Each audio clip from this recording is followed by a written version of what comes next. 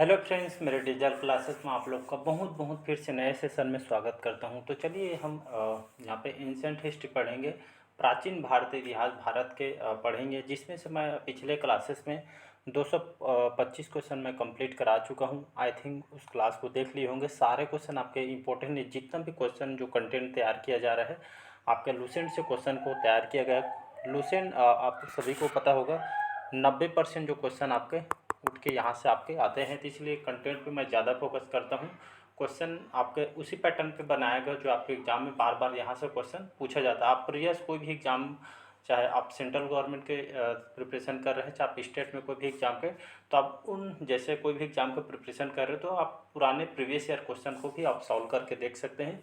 सारे क्वेश्चन आपके इंपॉर्टेंट है। तो चलिए सेशन को बढ़ाते आगे। पहले बार आए तो प्लीज़ चैनल को सब्सक्राइब करके रख लीजिएगा, ताकि नोटिफिकेशन है आप तक यहाँ पे पहुँच पाए। तो चलिए आज का सेशन स्टार्ट करते हैं और पहला क्वेश्चन स्टार्ट करते हैं। तो पहला क्वेश्चन है आज का हमारा, एक मिनट। किस ऋग वैदिक देवता को पुरंदर के नाम से इसको जाना जाता है, या पुरंदर भी इसको कहा जाता है? तो इंद्र जी को, अग्नि को, वरुण को, या सोम को? तो इसका जो करेक्ट आंसर हो जाएगा इंद्र, इसका करेक्ट आंसर हो जाएगा, याद रखिएगा। तो इंद्र जो कि ऋग वैदिक जो इनको देवता कहा जाता है, ऋग वैदिक जो काल में इनको इंद्र को सबसे उच्च दर्जा इनको दिया गया है। इनको जो इंद्र थे इसको सबसे महत्वपूर्ण देवता के रूप में उनको पूजा गया है। और सबसे इंद्र जो देवता इसका सबसे ज़्यादा उल्लेख भी किया गया है आपके ऋग्वेद में। तो इसको याद रखिएगा, इंपॉर्टेंट क्वेश्चन है। और इनको जो नाम दिया पुरंदर के नाम से भी इनको जाना जाता है। तो इसको याद रखिए। इनके बारे में लगभग 225 सूक्त याद रखिएगा। जो 225 जो सूक्तियाँ हैं आपके इंद्र को समर्पित है। ऋग्वेदिक में आपके इनके बारे में पूरा डिटेल से बताया गया है। तो इसको याद रखिए। अगर डायरेक्ट क्वेश्चन यहाँ से भी पूछ सकता है कि जो ऋग्वेदिक काल में कौन से देवता की पूजा की जाती है, तब भी आपको इंद्र ही लेना है सबसे बार। और इनको भगवान की तरफ पूछते सबसे बार जो इंद्र का इनका उल्लेख बार बार यहाँ पे किया गया है आपके ऋग्वेदिक काल में। तो इसको याद रखें। तो इनको पुरंदर के नाम से भी इनको जाना जाता है। अगला क्वेश्चन देखते हैं। प्रसिद्ध 10 राजन युद्ध, प्रसिद्ध दो 10 राजन युद्ध है जिसको 10 राजाओं का युद्ध कहा जाता है। कौन सी नदी के तट पर इसको लड़ा गया था? गंगा नदी, सरस्वती नदी, परुष्णी नदी, या आपका सिंधु नदी? तो इसका जो करेक्ट आंसर हो जाएगा आपका इसका परुष्णी नदी।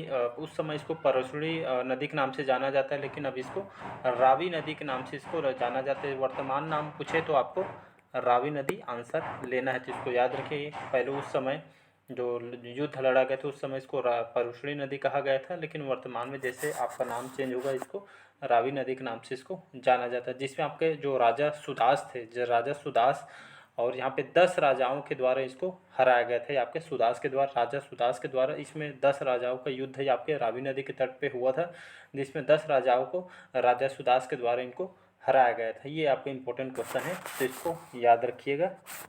बढ़ते हैं अगला क्वेश्चन तरफ। अगला क्वेश्चन है, चरक संहिता जो पुस्तक है, चरक संहिता पुस्तक बार बार एग्जाम में देने के होंगे, तो ये आपको एग्जाम में क्वेश्चन पूछता है। एसएससी या रेलवे के तो ये फेवरेट है। तो चरक संहिता जो पुस्तक है ये आपके किस पे आधारित है? अर्थशास्त्र पे, राजनीतिक विज्ञान पे, चिकित्सा विज्ञान में, या आपका धर्म में? तो इसका जो करेक्ट आंसर हो जाएगा आपका ये आपका चिकित्सा विज्ञान में। अभी 1-2 दिन पिछले कई बार इसके बारे में जिक्र भी किया गया है। तो चरक जो संहिता है आपके जो पुस्तक है आपके चिकित्सा विज्ञान से संबंधित है। कहने का मतलब है आपके जो ये जो बुक है, जो चरक संहिता है आपके किसके द्वारा लिखी गई है? तो आपके महर्षि जो आपके दो चरक है, महर्षि जो चरक थे, इनके द्वारा इस चरक संहिता पुस्तक को इनके द्वारा लिखी गई है। इसमें इस पुस्तक में खास क्या है, इस खासियत क्या है इस बुक की? तो इसमें जितने भी आयुर्वेदिक दवा जैसे आपका औषधि वगैरह हो गए, जड़ी बूटी, ये आपके इस पे आधारित है। बुक में जितने भी आयुर्वेदिक दवा इस बुक में खास करके इस बुक में बताई गई है। तो इसको याद रखिए। ये पुस्तक आपके इसी पे आपका बेस्ट है, तो इसको याद रखिए। तो किसके द्वारा लिखी गई चरक संहिता? तो आपके महर्षि चरक के द्वारा इस बुक को लिखी, जिसमें आयुर्वेदिक दवा के बारे में बताया गया है। तो इसको याद रखिएगा, चरक संहिता इनके द्वारा लिखी गई है। अगला क्वेश्चन देखते हैं। अगला क्वेश्चन हमारा, पाटलिपुत्र नगर के संस्थापक कौन था? अजातशत्रु, उदयन, चंद्रगुप्त मौर्य, या आपका बिंबिसार? तो इसका जो करेक्ट आंसर हो जाएगा आपका उदयन, इसका करेक्ट आंसर हो जाएगा। तो पाटलिपुत्र जो पाटलिपुत्र जो नगर है इसको अभी किस नाम से जाना जाता है, तब इसको हम पटना के नाम से इसको जानते हैं। इसको पाटलिपुत्र, इसके जो प्राचीन इतिहास में इसको पाटलिपुत्र कहा जाता था और इसको अभी हम पटना के नाम से जानते हैं।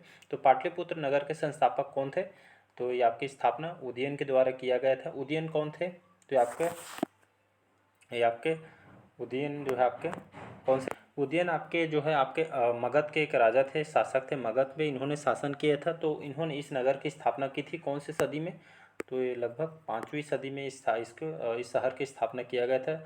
और अब इसको पटना के नाम से जाना जाता है, जो कि बिहार की राजधानी है पटना। आप आई थिंक सभी जानते होंगे बिहार की राजधानी पटना है।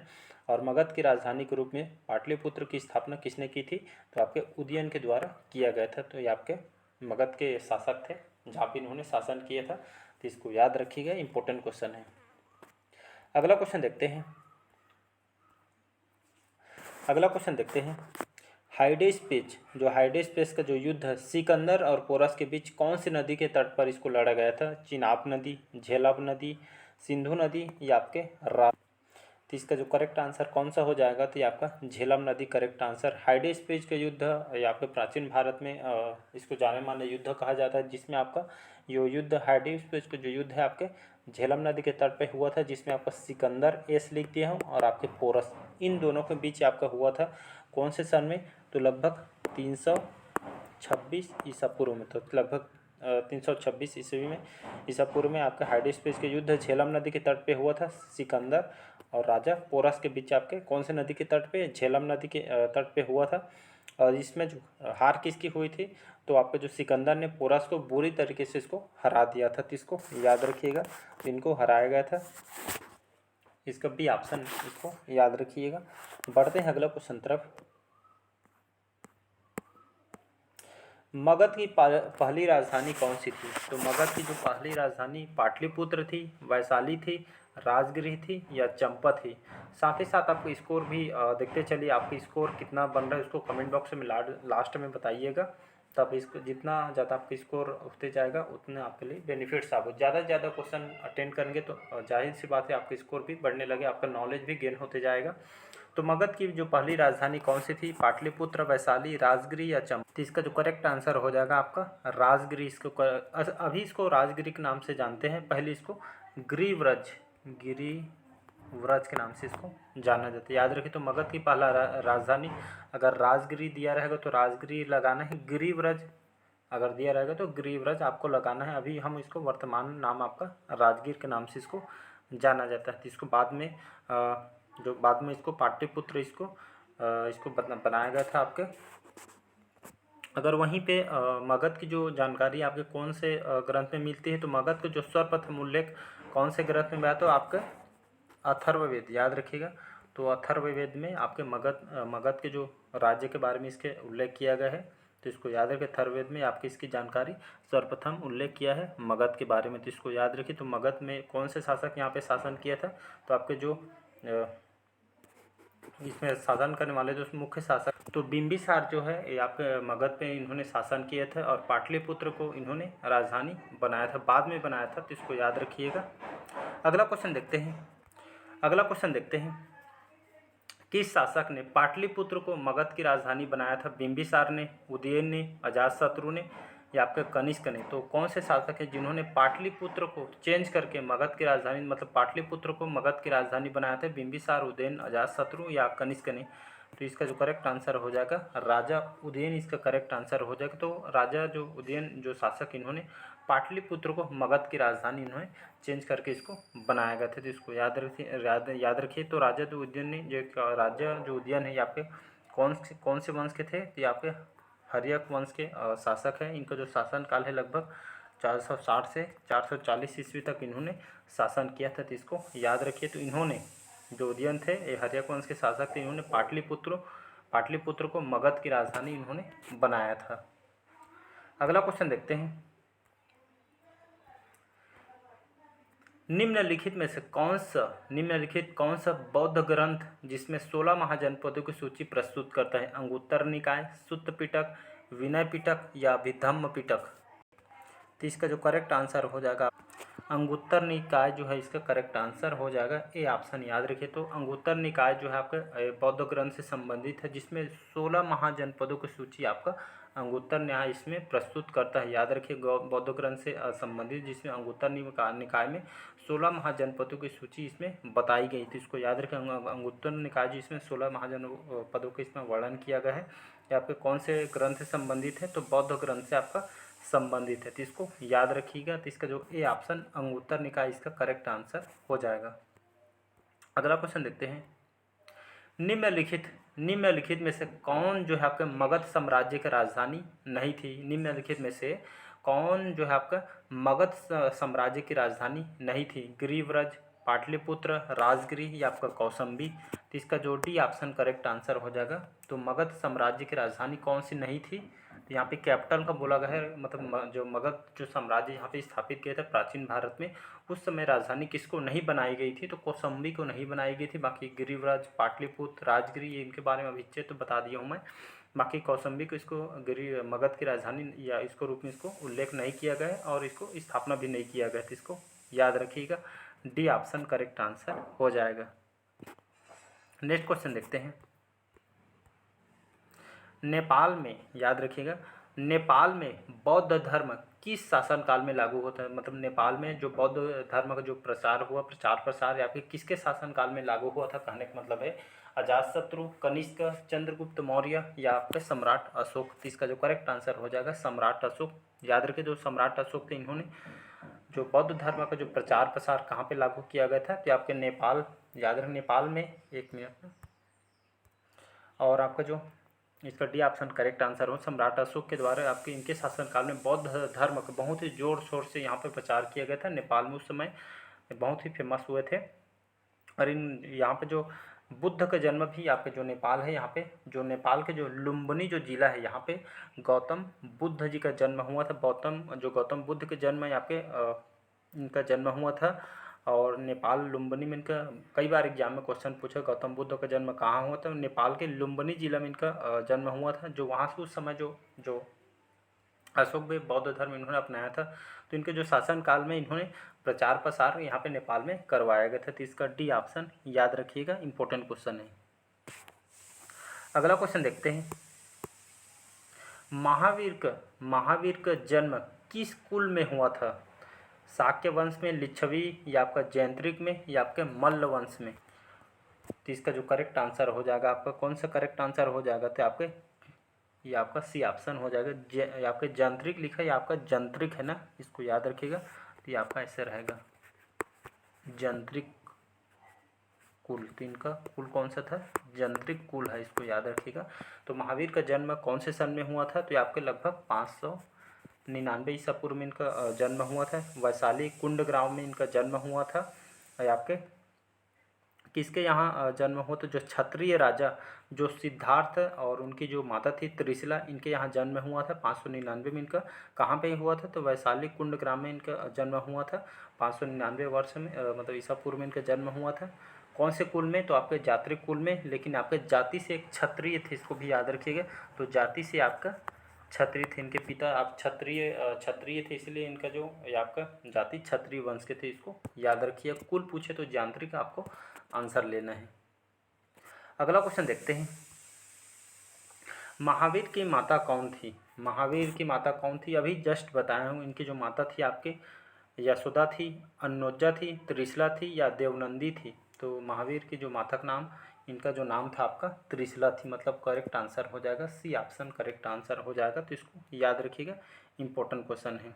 तो महावीर का जो माता थी इनका त्रिशला इनकी माता थी, और इनके जो पिता थे आपके सिद्धार्थ थे। याद रखिए, इनके माता त्रिशला थी, इनके पिता सिद्धार्थ थे। तो इसको याद रखिएगा, सी ऑप्शन करेक्ट आंसर हो जाएगा। अगला क्वेश्चन देखते हैं।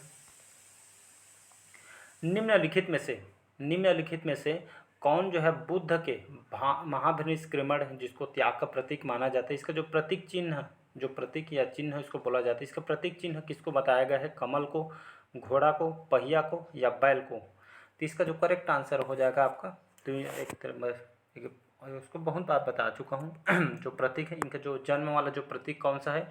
तो कमल और आपका जो बैल है, इनका जो जन्म जो प्रतीक माना गया है, इनका जन्म आपका जो प्रतीक चिन्ह आपका कमल और बैल इसके जन्म प्रतीक बताया गया है। और ये आपको जो माभ निष्क्रमण यहाँ पे त्याग जिसका मतलब होता है त्याग, तो त्याग का चिन्ह किसको बताया गया है, तो ये आपके अश्व को बताया गया है। याद रखिए अश्व, अश्व मतलब घोड़ा, तो याद रखिए यहाँ पे बी ऑप्शन करेक्ट आंसर, घोड़ा अश्व बोला जाता है और इसको घोड़ा भी कहा जाता है, तो इसको याद रखिए। तो महाभिनिष्क्रमण जिसको त्याग का प्रतीक किसको बताया गया है, बुद्ध के घोड़ा को मतलब अश्व को बताया गया है, तो इसको याद रखिए। अगर जन्म पूछे तो कमल और बैल को आपको आंसर ले लेना है। अगला क्वेश्चन देखते हैं, 2 क्वेश्चन और है।